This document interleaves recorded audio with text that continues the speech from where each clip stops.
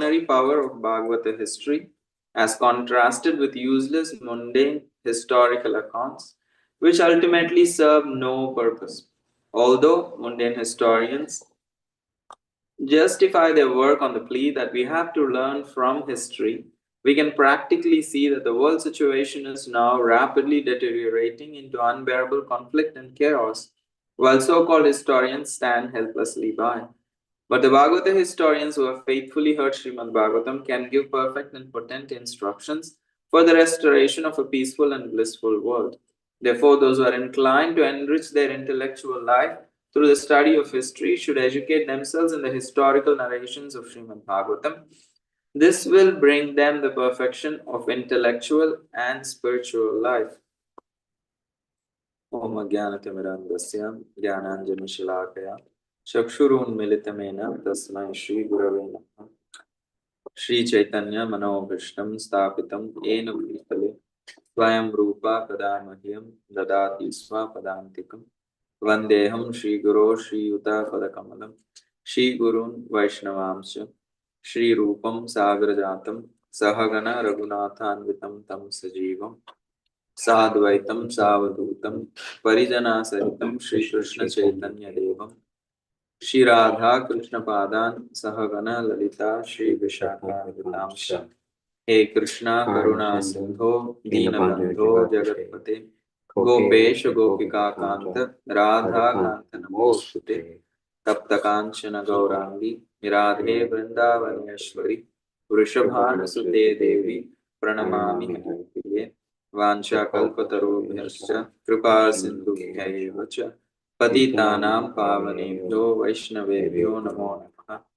Jai Shri Krishna Chaitanya Prabhu Nityananda Shri Advaita Gadadhar Shri Vas Adi Gaur Bhaktavinda Hare Krishna Krishna Krishna Hare Hare Hare Ram Ram Ram Hare Hare Mukam Karosi Vachalam Pangam Nangayate Girim Yat Kripa Tamaham Vande Shri Gurum Dinatarim Paramananda Shri Chaitanya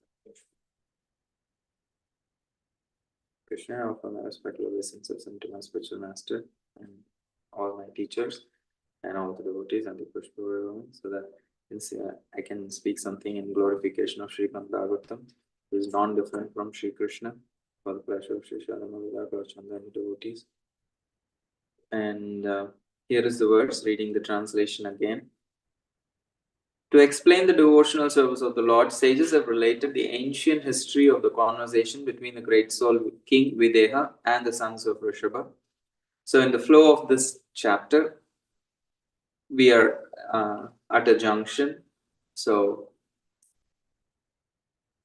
Vasudev, father of Lord Krishna, he greeted Narada Muni and he worshipped him.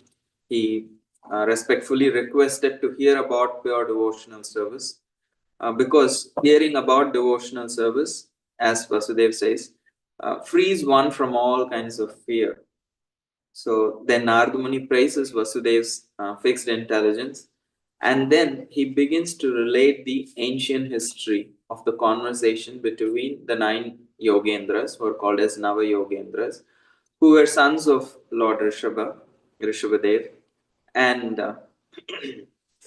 between Nava Yogendra and Nimi, the king of Videha.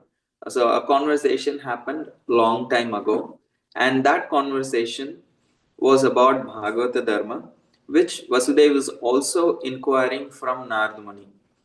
So Narada Muni immediately is reminded of that ancient conversation, which also had a similar inquiry and answer. So he is recounting that history to Vasudeva from here on. Actually, it will run for a few chapters. So from here on, each one of those Nava Yogendras, there are 9 Yogendras. So each one of them will be replying, or Nimi will be asking a particular question, and each one of them will reply different questions of Nimi. And it's a philosophically very highly quoted and important sections in here. So we are today just setting the scene that from next verse onwards, the history of who is Nimi will be described, and then who are the Navayogendras will be described, and who is actually Nimi also will be described, and then their conversation, what did they actually speak, what did they discuss actually, that will be described later. So here we are on a very like a verse which is like a junction, which is just going to which just explains what's going to happen. So here Narada Muni is going to explain devotional service of the Lord, that is Bhakti Yoga. And in order to do that, he is relating the ancient historical conversation that happened between the great king Videha, who is also a great devotee and great soul, and the sons of Rishabhadev called as Navayogendra. That's the background for the verse. And the purport is touching upon this important theme, that how Srimad Bhagavatam is the OG historical book, because it's not just any history, it is actually the spiritual history. So I was recently teaching another section where Srila Prabhupada writes exactly about this theme. So I thought I will quote that and read from Srila Prabhupada. This is chapter canto 1 of Srimad Bhagavatam, chapter 3. A very nice section, because the sages of Naimisharanya, they ask Suta Goswami, now that Krishna has disappeared, where Dharma has taken shelter? So it's a very pointed question. And in order to answer that, Suta Goswami speaks about the glories of Srimad Bhagavatam.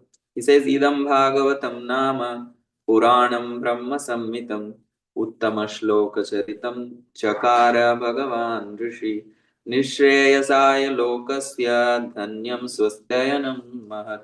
So these are words of Suta Goswami. He is saying that how Srimad Bhagavatam is the literary incarnation of God and is compiled by Srila Vyasadeva, the incarnation of God. So it is meant for the ultimate good of all people, and it is all successful, all blissful, and all perfect.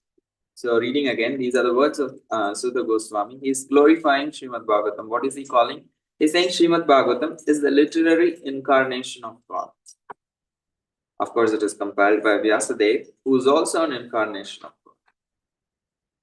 And this book is speaking about the Supreme Lord. So everything is divine. And what is the purpose of this? It is meant for the ultimate good for all people, and it is all successful, all blissful, and all perfect. So there Prabhupada writes very nicely in that purport. He says how Lord Chaitanya Mahaprabhu has declared Srimad Bhagavatam as the most spotless, sound representation of all Vedic knowledge. And he also includes the word and history. And Prabhupada says there are selected histories of great devotees who are in direct contact with the personality of God.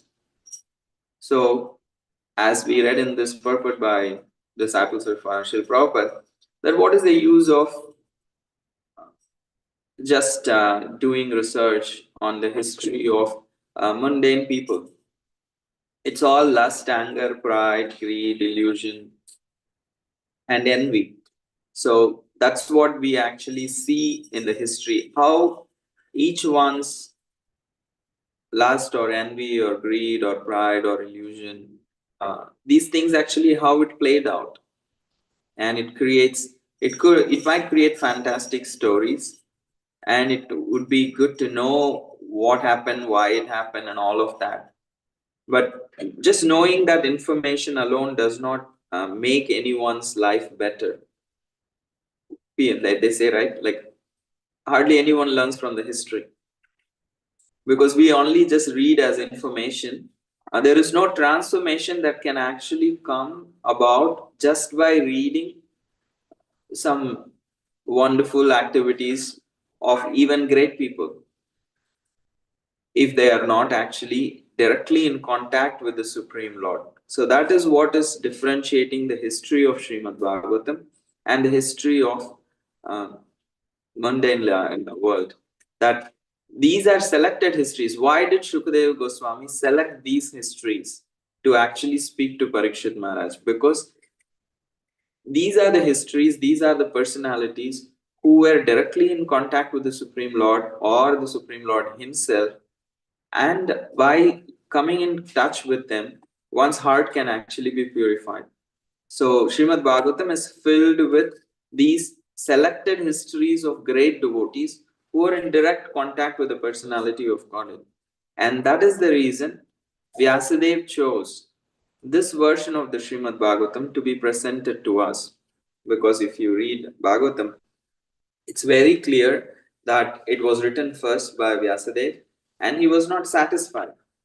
So when Narad Muni instructs him to actually rewrite it, edit it, so he edits and then he teaches it to Shukadeva Goswami. And when he hears Shukadeva Goswami speak to Parikshit Maharaj, Vyasadeva teaches it to his son Shukadeva Goswami, and Shukadeva Goswami speaks to Parikshit Maharaj.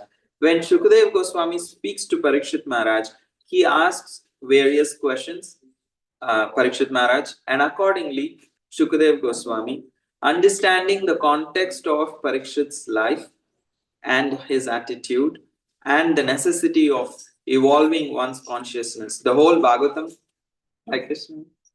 Hare Krishna. So,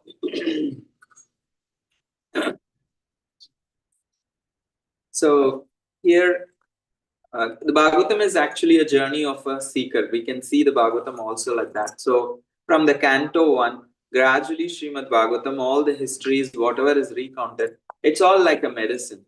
It gradually is like a treatment for the conditioned soul.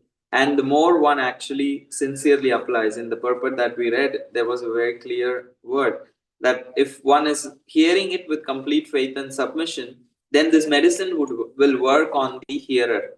That is why it is orchestrated, it is compiled in a certain way. Canto 1, Canto 2, Canto 3. There are certain topics chosen, there are certain pastimes chosen to be recounted because they act like a medicine and gradually evolves the consciousness of the hearer to the extent that they are actually ready to hear about Krishna directly. So that's why Prabhupada was very particular that Bhagavatam should be read. Also, like of course, devotees like a sugar cane could be eaten in any place and it will be sweet. Right. However, when we are diseased, we also approach Bhagavatam on multiple levels. A very advanced devotee, for them, Srimad Bhagavatam is like a sugar cane, whichever part you eat, it really tastes them and reminds them of Krishna. But for someone who is in the beginning stage, they also approach Bhagavatam like a hospital, like a medicine. So then there are rules that how it can actually be performed, how it needs to be practiced in a way that it can actually evolve one's consciousness. That is why here in this purport, Prabhupada says that it needs to be learned from a, a transparent spiritual master, from the medium of a transparent spiritual master. And he quotes the example how Lord Chaitanya's personal secretary, Srila Swarup Damodar Goswami, he advised all intending visitors who came to see him that Bhagavatam should be learned from a person Bhagavatam. And only then actually one can understand the lessons of Srimad Bhagavatam, can get the desired result, and or also can actually evolve. It is not, of course, if someone just picks up the book and reads, because we have the fortune of reading Srila Prabhupada's purpose. So he is the best of the person Bhagavatas, that we have this great opportunity to read from the purports also. And also in the version of Srila Prabhupada, he has invested his desire to save the conditioned souls. His compassion is overflowing in these words. And the intention in setting out to do this activity was to 100% selflessly save the conditioned souls of this world. So recently I had the fortune of visiting Srila Prabhupada's room in Radha Damodar temple in Vrindavan. So in this place, that very room is the place where Srila Prabhupada actually wrote Srimad Bhagavatam first 3 volumes, the 3 volumes of the first canto, before actually setting out to come to the US. So And he just did not write because he's just like a scholar, so he just wants to write or accomplish anything. One day when Srila Prabhupada was praying to his spiritual masters, Pushpa Samadhi, it's in the same courtyard of Radha Damodar temple's Samadhi courtyard, Samadhis. And it's such a wonderful place. We can imagine Srila Prabhupada how much happy he would be to be in that place. It is Radha Damodar temple, because Radha Damodar temple is considered as the place where all the six Goswamis met in order to organize the Gaudiya Vaishnava Sampradaya. All the Goswamis did not all the time live together in Vrindavan. They lived in different parts of Vrindavan. It's a big area. However, they would regularly meet, and that meeting place was Radha Damodar's temple. And Radha Damodar temple is said that the deity is installed at a place where Radha and Krishna during their Ras Leela, they just escape, leaving behind all the gopis. So all the gopis are suddenly wondering, where has Krishna gone? So we see that pastime in the Bhagavatam. That's when they glorify, oh, this gopi that with whom Krishna has left must be the most perfect worshipper of him. So indirectly they tell the name of Radharani. And it is said they came to a place where Krishna actually decorated Srimati Radharani. He served Srimati Radharani. Why? Because of her devotion to him. That he actually wanted to serve. Because love is always reciprocated through service. So someone like Krishna who receives so much service, how will he reciprocate his love towards Radharani? So he actually brings her and then he decorates her. So that very spot where Krishna served Radharani, that's when he is called as Damodara, because he is bound by the love of Srimati Radharani also. So he is called as Damodar because he is bound by the ropes of love of Yashoda, and he is also bound by the loving ropes of Sri Radha's love. So that's why he is also called as Damodara, because the place where he actually serves reciprocates. I don't have anything to give you. All I can do is just put some flowers on your head. That's all I can do. I cannot actually fully reciprocate my love for you. And that is why he comes as Sri Chaitanya Mahaprabhu. Because even God feels he cannot actually do something. That is his ability to reciprocate fully to the love of Srimati Radharani. That is why he personally comes to understand what it is that she has so much love for me and offers me so much service. And in that mood, when he is offering, in that very place, the deities of Radha Damodar were installed. So Raslila is considered as the central pastime of Krishna's pastimes. And in that also, this aspect where Krishna is serving Srimati Radharani is considered a very higher level devotional, esoteric secret. When Jayadev Goswami wrote about it, people actually were almost about to kill him. Because how can God keep the feet of Radharani on his head? Because that is the first time ever in the known history that he writes a literature in which Krishna takes the lotus feet of Srimati Radharani and keeps on his head. And people were outraged. How can this be possible? Like, because up until this point, God was worshipped with awe and reverence. So the mellows of these sweet pastimes were not revealed. So when he first wrote about it, he was actually punished. He was actually, outcasted. He was ostracized. And he had to go through that. And in order to even, Krishna had to personally come to prove that these words are real, these pastimes really happened. So, and it is the central place, Sri Radha Damodar temple. And again, from the preaching perspective, all the Goswamis came there because that is the place where Krishna served Radharani. So it is called a Seva Kunja, means a place where service is really performed. So in order to organize the service of expanding the glories of Vrindavan through writing and teaching, the Goswamis actually chose to meet at that place because that is the place where Krishna served Radharani. So when they wanted to serve the mission of Srimati Radharani, they also chose that place. So they would come and regularly discuss among themselves how to actually organize this Gaudiya Vaishnava Sampradaya.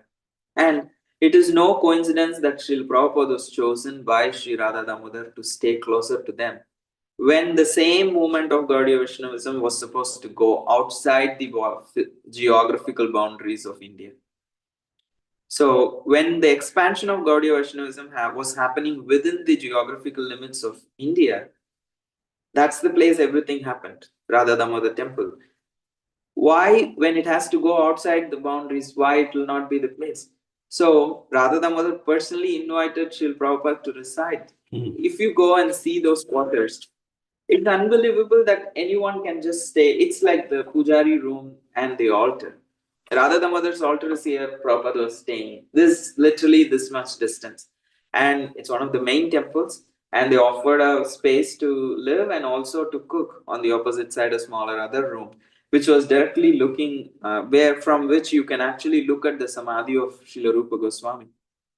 So there cannot be a better place than that.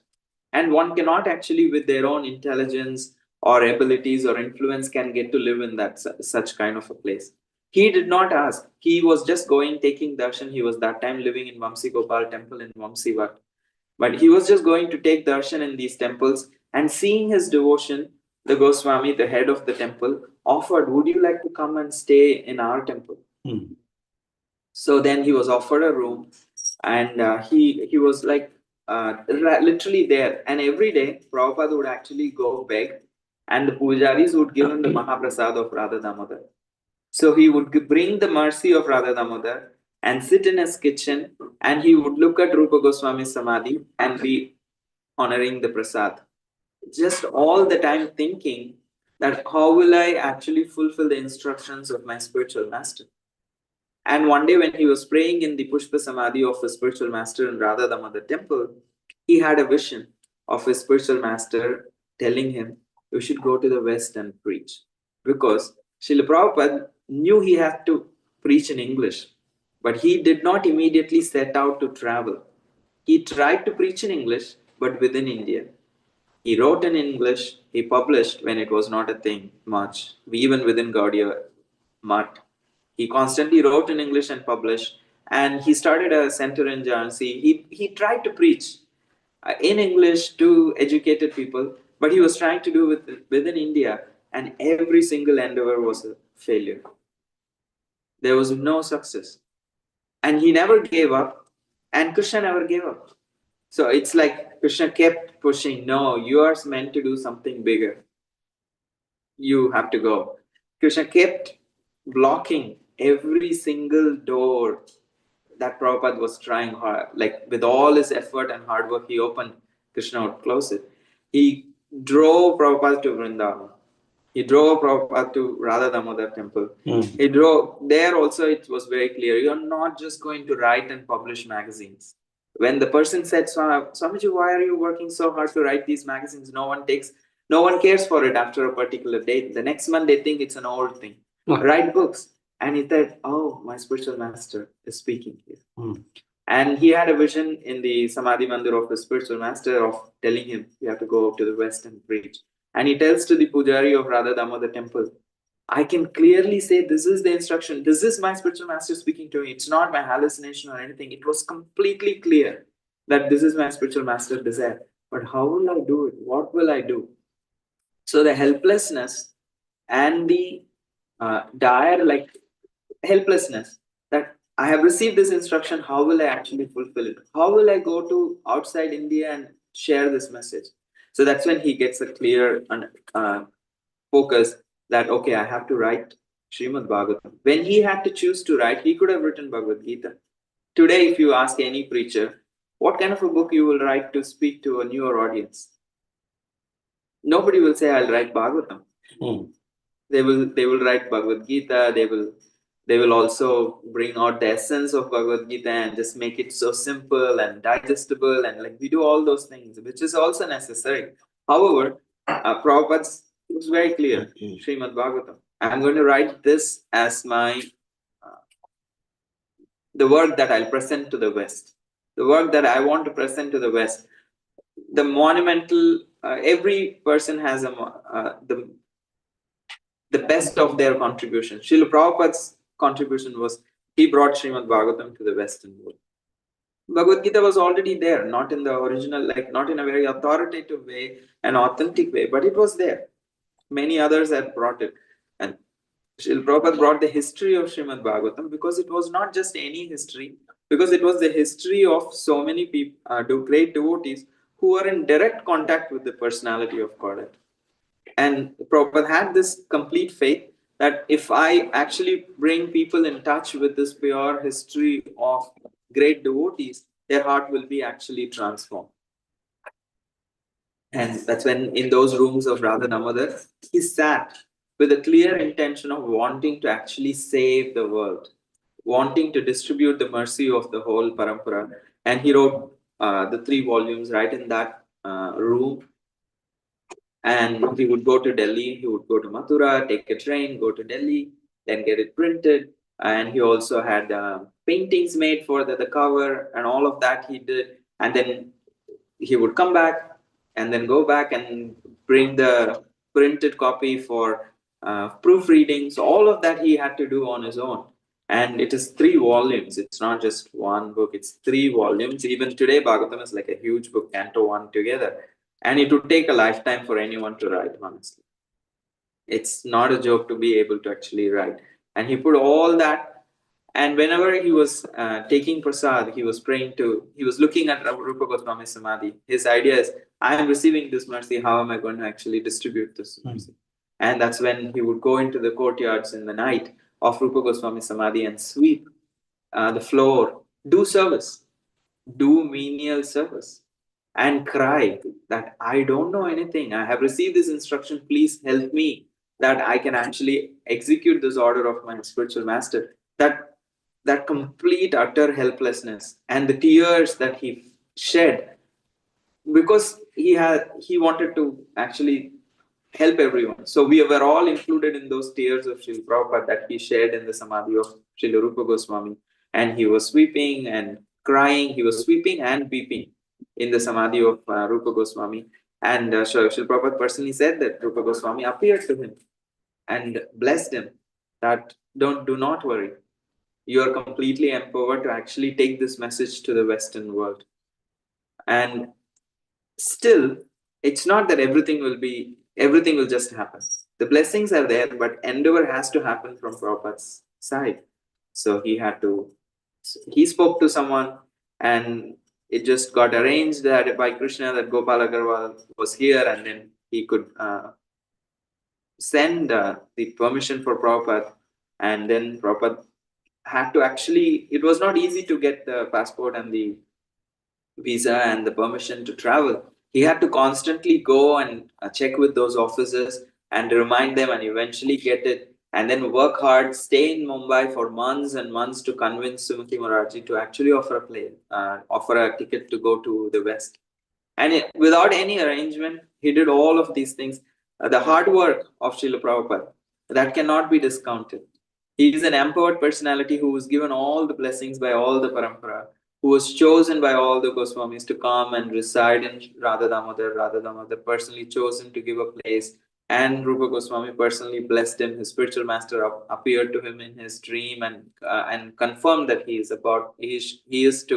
supposed to go and preach in the West. All of that happened, but the physical endeavor, that the troubles of a 70-plus-year-old man to go through whatever he went through, that cannot be actually discounted just because he is an empowered acharya. He is like a spiritual an associate of the Lord who has come to this world.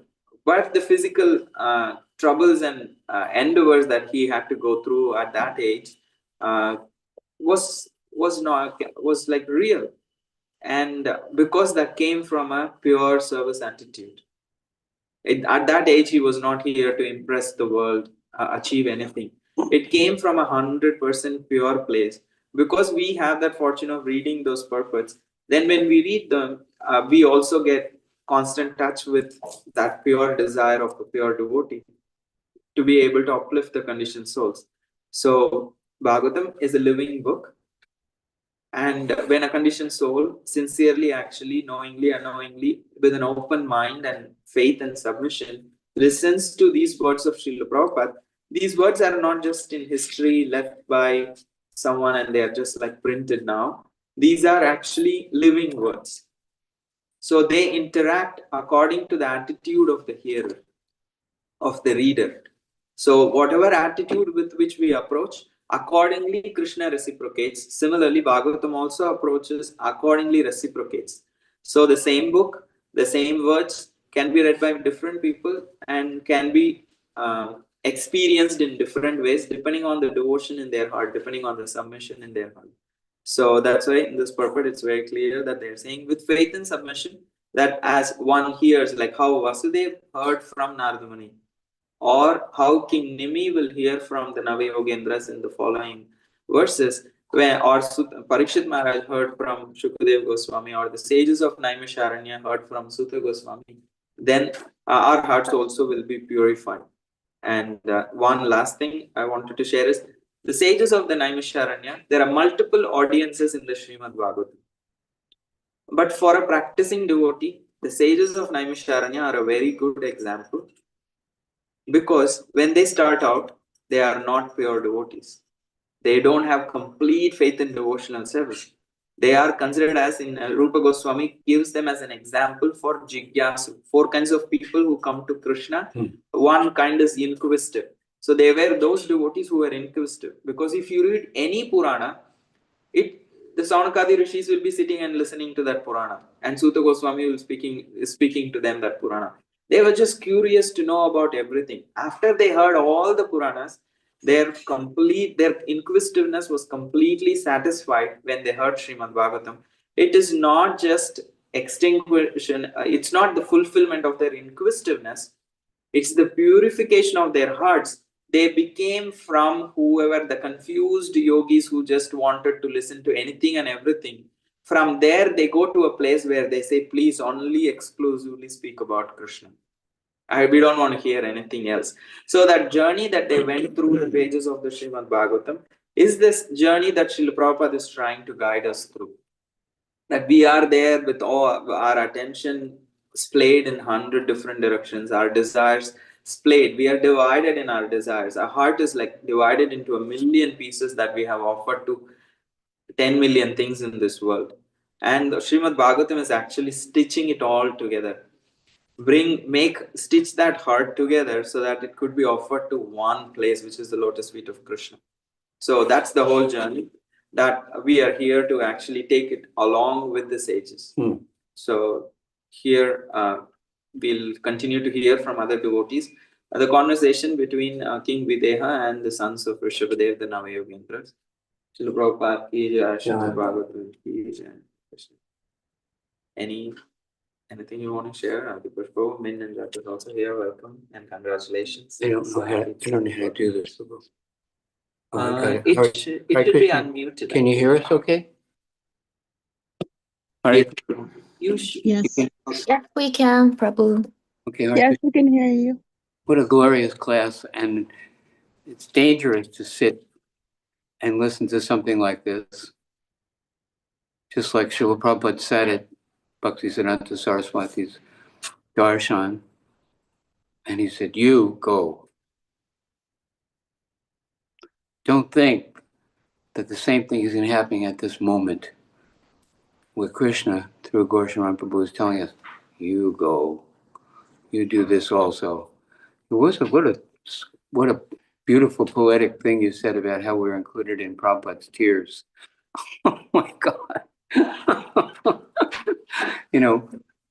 I crying, Krishna, this Prabhupada was called, and we are also called.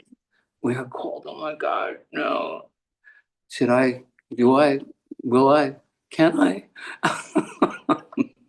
We take it into the heart and say, okay, Krishna, here I am. Use me as you like. I'm here for you, And if we do, just like if you jump in a very powerful river, you'll get pulled in the same direction the river's going at the same speed. We are actually being challenged and, beckoned. And we don't just like sit here and think, oh, Prabhupada did this, good. No, you too, you must take it up, take it seriously, and Krishna will use you. And if we do our humble best, we're not competing with anybody, but if we actually say, let me give my heart, let me desire this, and let's see what Krishna will do in my life, right? Isn't it? Anyway, I'm just reflecting your beautiful message and trying to take it seriously, even though I'm just a bumbling fool. All glories to Srila Prabhupada. Before we speak, we pray, Srila Prabhupada, what would you like us to say? And I don't always get it right. And as you all know, sometimes I say goofy things, but we really are trying to repeat what we feel like Srila Prabhupada's urging us to contribute. So if there's any value, all glories to Prabhupada.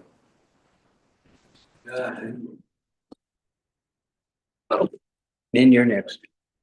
I don't have any questions, but I'm just speechless.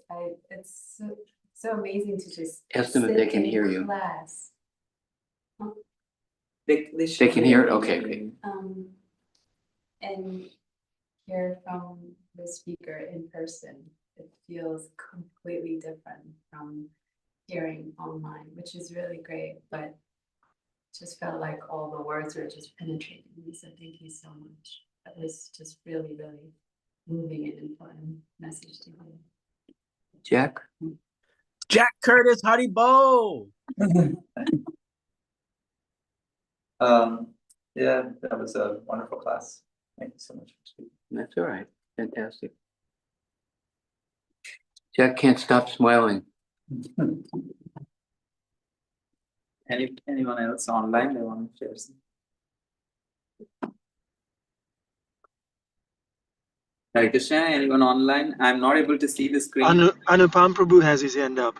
Hare Krishna, Anupam Prabhu. Hare Krishna, Gaur Sharan, Hare Prabhu. Krishna. You, my obeisances. Thank you so much for recounting Srila Prabhupada's unprecedented surrender and dedication, his missionary spirit. So inspiring to hear. I heard the story so many times, but somehow it never gets old. And I always feel so inspired. But I was hoping you could speak on the oddity that despite Prabhupada's surrender and his incredible missionary spirit, there's this lingering criticism of Prabhupada and of ISKCON in general, that this missionary spirit isn't really the real thing in terms of really attaining intimate love for Krishna, Rag, Marg, etc. This whole preaching and, this super effort, to spread Krishna consciousness, that's really for Madhyamadikaris. It's not really going to give you Raganuga Bhakti. Could you speak a little bit on that, and how Prabhupada, maybe what your thoughts are on Prabhupada and his Rag Bhakti? Prabhupada offered, I'm not qualified fully to speak about these things, but just to say something in appreciation, if anyone sincerely practices what Srila Prabhupada is offering, why will the spiritual world will not open before their hearts? And if they are able to follow and serve and sincerely study and act in the best capacity, whatever skills and abilities they have in the service of Srila Prabhupada, surely, if we all have come this far, why will it not take us further? And Prabhupada never said we should not focus on, he wrote the pastimes of Krishna book even before he wrote the other cantos, because he wanted us to have. So it's just a lot of emotional confusion that people might have experienced in the course of enthusiastic preaching of neophyte devotees. Sometimes there may be problems. They are just trying to project it as a blanket on the whole mission of Prabhupada. Sometimes Prabhupada was not just a passionate, enthusiastic kind of a person. He was the most compassionate person who came to give. So why will he give anything less? It's a big topic. The time is up. So it should be taken up separately as a class, actually, by someone who's more qualified. Yeah. Shubha Bhakti Jai, Shubha Bhakti.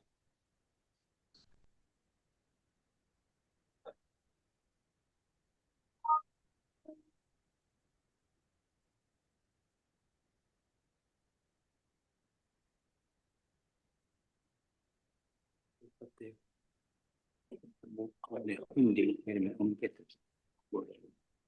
Under. On the donation box. Fresh and so clean.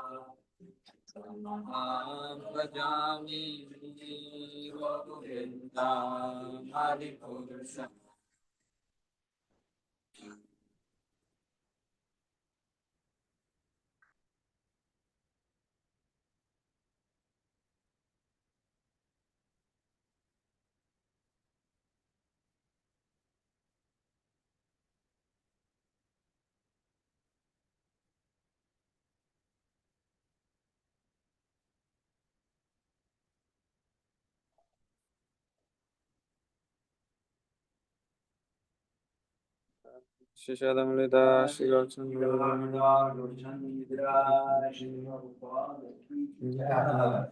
Lotus feet of our spiritual master, way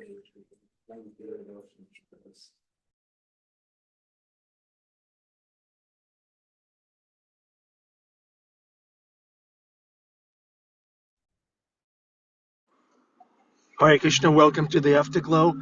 Annabelle, my daughter Gaurangi is here and she's asking how old you are. Can you tell us how old you are, Annabelle?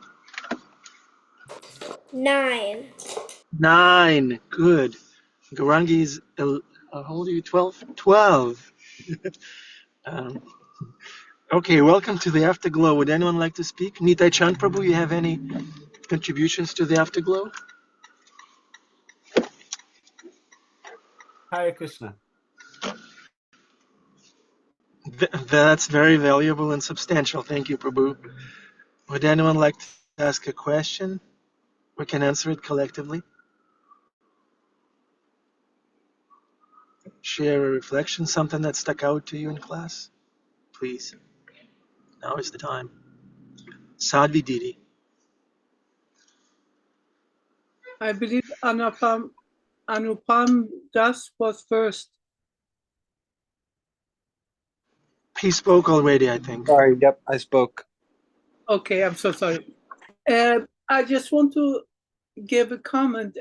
When it comes to, in my experience, when it comes to the person who get famous because of what this person have to offer to society, often the criticism will be attacked to him out of jealousy, out of fear. So if Prabhupada was criticized or questioned for what he done and so on, I believe it was more of fear. People are afraid when they see something like that. They don't understand it, and of the fear they criticize. I may be wrong, but in my experience, I have learned that it could be the case sometimes. Thank you. Thank you, Sadvi. Yeah, it could have been the case. And maybe there was some Krishna's arrangement. We don't know. But the only person who doesn't get criticized is the person who's not doing anything. So criticism is natural. It's part of this world. It's part of the programming of this world. It's okay. We just move on with our devotional service like Prabhupada. Prabhupada was unstoppable. If he needed to hire a lawyer, he'd hire a lawyer to protect the property from being cheated. Like you, if you needed to distribute that book, you got a tattoo. Yeah, following Srila Prabhupada. That's the spirit of Prabhupada. There may be resistance and criticism, but that doesn't mean that Krishna doesn't want it. It means Krishna is trying to see if we're for real. That's what criticism is for, resistance. Okay. Adi Purusha Prabhu? Hare Krishna, can you hear us okay? Yeah, Yeah, that's your new nickname. Adi Purusha, can you hear us okay, Prabhu? it's useless if we're supposed to. Anupam's question was fantastic. We had a little hiccup here getting from the temple room to the vehicle, but so I don't know what anybody else responded. But of course, there are people who say, "Oh,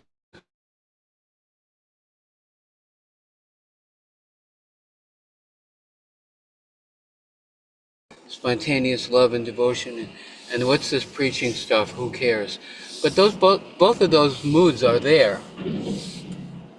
There's varieties of ways of serving Krishna, but Srila Prabhupada would say, just like somebody said, "Oh, Prabhupada, they chant 64 rounds on Ekadasi in India," and Prabhupada said, "No, 16 rounds." But Prabhupada, they chant 6, and Prabhupada said, "If you want to be my disciple, I'm asking you to chant 16 rounds and then vigorously preach. If you want to be my disciple, do what I'm asking you to. Somebody else's disciple might ask you to do something else. Go to Radhakund and chant day and night for decades. That's a valid way of serving Krishna, but it's not what I'm asking." So we try to approach Krishna by following the instruction of the spiritual master, and Krishna himself says, "No one is more dear to me. No one is more dear to me than one who shares this message." So we're trying, in whatever small way we can, to please our spiritual master by giving, not just to be Krishna conscious, but to give Krishna consciousness. And there's always a way to do it. Krishna will help us, right? Anyway, that's all I have to say. I'm sorry I'm speaking so long. All glories to Prabhupada. Thank you, Adi Purusha Prabhu. Isaiah has his hand up. Let's see what Isaiah Prabhu has to say. How old are you, Isaiah? And what grade are you in? I'm first grade And I am 6. But he's gonna That be is 7 in 8 days. I'm gonna cool, cool. and I do this. Wow. Wow, beautiful. Jai Jagannath, Jai Baladev, Jai Subhadra. Did Annabelle help you draw this? No, Annabella's drawing around. Hmm. Very good. Very good, Isaiah. Very cool. Sundarananda Prabhu. How old are you, Sundarananda, and what grade are you in? Like 87, and I'm in grade 12. No, I'm just over 50 now. Yeah, but I just wanted to thank Adipurush Prabhu for what he said about, following our spiritual master and our line, because it could be that what he rightly said, way to serve Krishna in so many ways, like bhajana and sitting in one place and meditating and chanting. But this is what our line demands us, and so that is our way to perfection. Like it says in the morning prayers, right? Just sadha, sadhus, spiritual masters, please, everyone, please. Thank you for pointing that out. Thank you, Sundarananda Prabhu. Wonderful reflection. Nitai Chand Prabhu. Hare Isaiah. Krishna. I've got a Why? story for Isaiah and Annabelle. Hare Krishna. Hello. So there's a disciple of Prabhupada. Her name is Mother Mahabhagavat, and she served Lord Jagannath for many years. And she had a dream once that she was on a little boat in the ocean. And so she's on the boat in the ocean, and then all of a sudden she starts to see from the distance, it's Lord Jagannath. He's floating in the water. And she's like, oh, hi, Lord Jagannath. And he floats past. And then she starts to see Lord Balaram is floating in the water and he floats past. He's like, hi, oh, wow, Lord Balaram. And then she sees from a distance and she sees, and it's so beautiful that she can only just focus on one part. And she just sees an arm, and it's not a deity form, but it's the human like arm of Subhadra. And it's so beautiful that in her mind she knows that, oh, she could look at the rest of the body, but just seeing her arm was so amazingly beautiful, is that she couldn't even take her eyes off that one part. And so she was like, oh my God, it's Subhadra Devi. Hare Krishna. And then she woke up. That's cool. And then she had another dream where it was like not in the 2000s, but Srila Prabhupada was in the temple and she was running around like cooking and serving the devotees. And then Prabhupada came up to her and said, that's your service, to serve the devotees. That.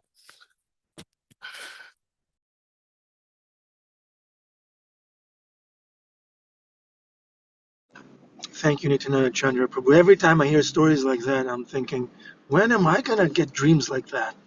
In my dreams, I'm always being chased or something weird happens and I feel weak and helpless, but no devotional dreams. Maybe one day. Maybe today. Maybe today, yeah. Maybe I'll see Adipurusha Prabhu in my dream, inviting I, me to the... I have another one from Jivananda Prabhu. So Jivananda Prabhu is a Prabhupada disciple. He's now serves also as a spiritual master. And he was like temple commander in Dallas. This was with Tamal Krishna Maharaj. And so Tamal Krishna Maharaj called him to his room. He said, okay, Jivananda Prabhu, we need a new pujari. And he was like, yes, sir, I'll go find a pujari right away. And he said, no, we actually, you don't need to find one. We have one. And he said, okay, who's that? And he said, you. And he's like, me? I don't know. I don't know anything about DD service. Well, actually, let me rewind. Let me rewind. He had this dream that he was spinning, like you know how you cross your arms and like you spin in kirtan. So he was spinning with Krishna. And Krishna was like doing this cool move with his legs, and they were spinning together. And then they would spin, and then Krishna would put his arm over him like this, like that, and they would hug each other. Ah! And then they would spin some more and spin. And so um and then he got woken up from the dream saying, "Hey, Tamal Krishna Maharaj needs to see you right now." And so then he went over to the meeting, and the meeting, he said, "Oh, we need a pujari." And he said, "Oh," and he said, "Tomorrow you start dressing." He said, "Dress Radha Kalachandji? I don't even know how, I've never done that. How can I do the dressing?" He said, "Well, tonight you can undress him, and then tomorrow you'll know how to dress him." And so he was in the on the altar in front of Radha Kalachandji, and he was pulling a pin out here, and then he was pulling a pin out there, and then he put his arm over like that, and he pulled pull the pin out. It's like it was, and his hair stood on end. He was like, "Oh my God!" It was just like the dream. And he looked, "Is anybody around?" And he gave Kalachandji a hug. And then there is Indu Lekha. She's a Gurukuli kid in Dallas. And she had his dream that Christian, he's always dancing with, he's got this certain move that he does with his legs, and he does this spinning. And then she had a dream that she was climbing up the giant body of Krishna. He was climb, and then he had the earth in his hand, and he went like this. And he was like, and people are like, "Oh, it's an earthquake." This is when she was like 7 or so. I don't know. And she had another one. Indu Lake had a really nice one. It was um Radha and Kalachandji had it. They had this kind of debate question: who's a better dancer? And they're, well, I don't know. Let's see. And so Kalachandji came off of the altar, and this is like when she's like 8 or 9 or something. She had this dream. Kalachandji came off the altar, and everybody was like, "Oh, wow!" Like amazed. And then it was time for Radharani's competition time, and she just like spun off of the altar, and all the devotees started fainting and fainting in amazement and seeing the beauty of Radharani's dancing. So a few other ones there. Hare Krishna. Krishna gave me a dream one time of Ananda Vihari's spiritual master. I was with him in a little boat out in the middle of New York Harbor, tiny little boat. And in the dream, I said to Maharaj, is this a dream? Is this a memory? Is this real? What is this? He said, "It doesn't matter. It doesn't. Why doesn't it matter?" He said, "What matters is whether what you learn in this dream is true." And then all of a sudden there was a gigantic tsunami, like gigantic wave, like as tall as the Verrazano Bridge, just coming quickly at us. And we were in this tiny little boat. And I said, "Marge, we're going to die." He says, "It doesn't matter." "It doesn't matter if we die." He says, "What matters is we're on this boat to go to Staten Island to go preach. And if we die on the way, that's all right. The main thing is, what are we doing? Are we serving Krishna, or are we just, indulging in some kind of casual activity?" And then a big wave picked us up, and we landed on a ledge on a cliff at the edge of Staten Island with the whole boat. That was the end of the dream. But it was kind of interesting that he spoke something so valid. He's such a beautiful devotee. So we'll live or die. Let's go on with our effort to share Krishna consciousness with others, and Krishna will be pleased. All glories to Prabhupada.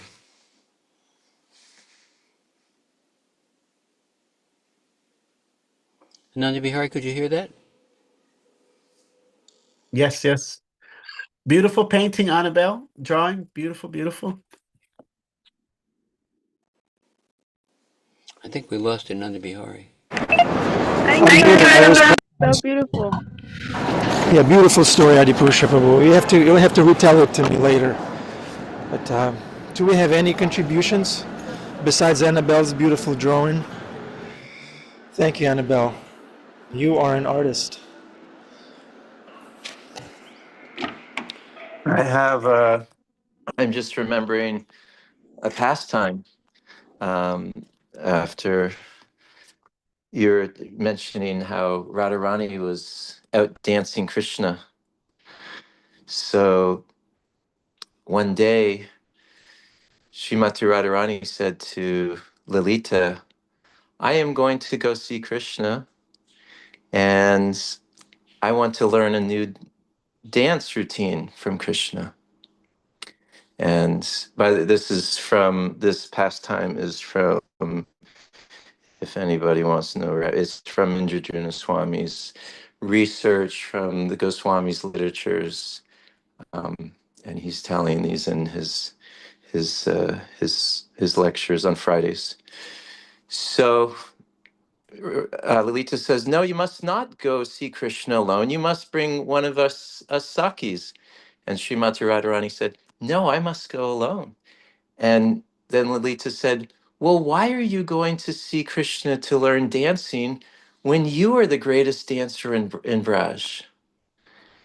And so she was arguing with her, and Radharani was she said, no, she was persistent. She said, I am going to go see Krishna. So she went off and she went to see Krishna, and they spent a very beautiful many hours together. And then while they were sitting, Krishna said, why don't we dance, Srimati Radharani?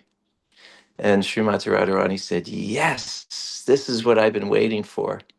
So Krishna said, I want to show you a new dance. So he got up, and with his beautiful transcendental blue body, he was moving in such exquisite, ecstatic ways. And Srimati Radharani was sitting in ecstasy watching Krishna and watching every little move he made. And then Krishna finished and he said, now it is your turn, Radhe.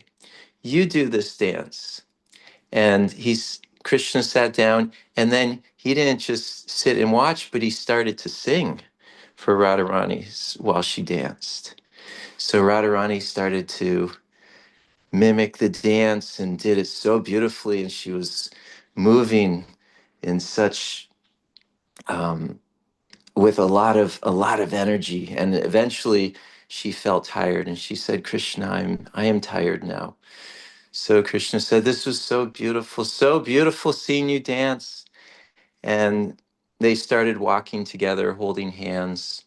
And Krishna was saying, just look at the beauty of Vrindavan. There is nothing as beautiful as Vrindavan. And as Krishna was telling Srimati Radharani this, he had the idea of, I want to steal, because he's the greatest of thieves. He said, I want to steal Srimati Radharani's, one of her rings. So as she was looking out at the beauty of Vrindavan, Krishna stole one of her rings. And so they finished, and Krishna went, and he went off and joined the cowherd boys, and they had a lunch. And then after lunch, usually they sit down, lie down, and have a little nap, a noon nap. So he was sitting and lying down, and then Madhumangal came, and he thought, I don't want to miss for a minute when Krishna gets up. I don't want to miss playing with Krishna. So Madhumangal lied beside Krishna, and he tied his dhoti to Krishna's dhoti, so that when Krishna got up, it would pull Madhumangal's dhoti and he would wake up. So as they're resting together, Lalita and Srimati Radharani are in Yavat, and Radharani notices that as she gets dressed many times in the day, so her manjaris were taking off all of her ornaments, and she wears 64 ornaments. And when they took off all the ornaments, there was only 63 ornaments. And so they recounted, and Lalita said, I noticed that rascal Krishna, he has stolen your ring. That is what is missing. I know it is him. So Vishaka went off and she went to find Krishna, and she brought Radharani with her. And so Radharani saw that Krishna and Madhumangal are resting together. And then she said, now this is your opportunity. You should steal things from Krishna, just as he has stolen from you. And so Radha said, I don't know how to steal. I don't know I don't even know what to do. How do you steal? And she said, I will tell you, just listen. So then Radharani went up and she snuck up to Krishna, and she didn't just steal one thing. She stole his peacock feather, and she stole his flute, and she stole his ankle bells. And then they took scissors and they cut half of Madhumangal's mustache off, because Madhumangal has a mustache. He's 8 years older than Krishna. So when they woke up, Krishna said, oh my God, where is my flute? Where is my peacock feather? Where are my ankle bells? And then he looked at Madhumangal. He said, oh my Madhumangal, they have stolen half of your mustache. So they realized this must have been the gopis. They were getting their revenge. So then Krishna thought, how are we going to get my ornaments back? And he came up with an idea. He said, we are going to dress up as older gopis and we are going to go to Yavat. So him and Madhumangal dressed up as older gopis, and they situated themselves outside of where Radharani lives. And Krishna started screaming, oh Sham, oh Govinda, where are you? Please, I must see you. I'm in such separation. Sham, where are you? And the gopis ran up and they thought, oh my God, who is this gopi? She's in such separation. And they asked Madhumangal, what is her name? And Madhumangal turned to Krishna. He said, what is your name? And so Krishna whispered, Shamananda Dasi. So they said, it is Shamananda Dasi. She's in such separation. She may leave her body. She's in such separation from Krishna. Can you all help? And so they ran and they got Srimati Radharani, and Srimati Radharani came down and she saw the situation of this gopi just screaming and crying in separation. So she had the idea. She said, well, I have Krishna's ornaments. So I'm going to run off and I'll get the ornaments and I'll dress up as Krishna. Maybe this will satisfy this gopi.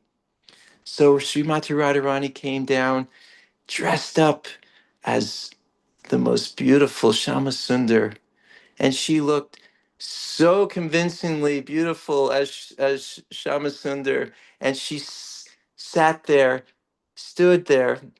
in front of the gopis and started playing the flute. And when Krishna heard her playing the flute, he just froze and melted and couldn't believe the beauty that was standing in front of him. And then he got up and he ran over and he stole back his ornaments from Srimati Radharani. And all the gopis and all the gopas said, Jai, Jai, Jai Radhe, Jai Sham. And that is the Leela. Haribo. Thank you, Maturnath Prabhu. You're a great storyteller, Leela teller. Thank you. Haribo. Okay. Isaiah, Annabelle, please get together and recite the Maha Mantra as loud as you can. Hare Krishna, Krishna Krishna, Hare Hare, Hare Ram, Ram Ram, Hare Hare. Sweet. This is the high point of my day. I'm sure that's true for everyone on this call. Thanks, Karen. Beautiful parenting. Have a wonderful Friday. Give it to Krishna. Participate in his Leela, like Mathuranath Prabhu. And come again tomorrow.